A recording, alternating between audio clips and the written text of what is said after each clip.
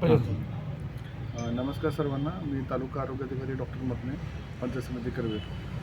सध्या पंचायत समिती अंतर्गत जे आरोग्य विभागामध्ये कार्यक्षेत्रातील सर्व शासकीय प्रशासकीय कामं चालू असतात, त्यामध्ये बॉम्बे नर्सिंग ॲक्ट जे आपले प्रायव्हेट हॉस्पिटल्स आहेत आपण त्यांना देत असतो.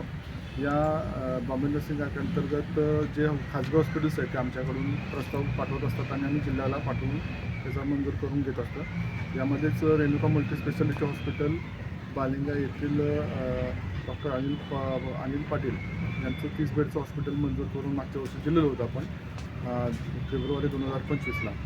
तर त्यामध्ये काही त्रुटी आहेत आणि कशा पद्धतीनं काहीतरी त्यात अडचणी आहेत अशा पद्धतीनं आम्हाला पाटील यांचा कॉल आला होता. तर आम्ही त्यांना भेटून म्हणलं तुम्ही समस्त माहिती सांगा आम्हाला. त्याच्याशी आम्ही चर्चासुद्धा केली, त्यांना माहिती सगळी सांगितली. परंतु त्यांचं नंतर मला त्यांनी 2 वेळा ऑफिसला त्यांच्या बोलवून थोडं वेगळ्या पद्धतीनं सांगण्याचा प्रयत्न केला आणि त्यांना तुम्ही पैसे वापर करून त्यांच्याकडनं पैसे करा असं थोडक्यात सांगण्यात आलं मला. पण मी त्यांना समजून सांगण्याचा प्रयत्न केला की तुम्ही करू नका, अशा पद्धतीने आपल्याला करणं योग्य नाही आहे. मग असं सांगितलं त्यांनी माहितीचा अधिकार टाकला आमच्या ऑफिसमध्ये. माहितीचा अधिकार आपण जे काही प्रोसिजर आहे त्यांना केली, माहितीचा आम्ही माहिती काढून देत होतो. हे करत असताना त्यांनी परस्पर येऊन कागदपत्र घेऊन जायचा प्रयत्न केला. आमच्या कर्मचाऱ्यांना थोडीशी दमदाटी केली, वेगळ्या पद्धतीने बोलण्यात आलं.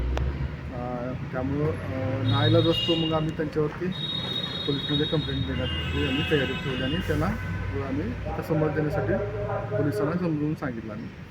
तर या दरम्यान संबंधित पोलीस स्टेशनला दोन्ही पोलीस स्टेशनला आम्ही कंप्लेंट दिल्यानंतर त्यांना योग्य पद्धतीनं आम्ही पुढे कारवाईसाठी बोलवून त्यांना समजून सांगण्याचा प्रयत्न करत आहोत.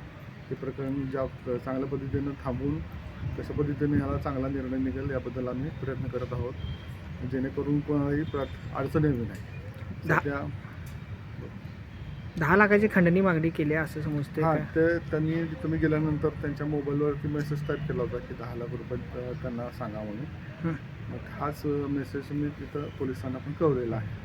त्यानंतर मात्र त्यांचं परत काय मला याच्याबद्दल काही विचारणा झालेली नाही. ओके, ठीक आहे.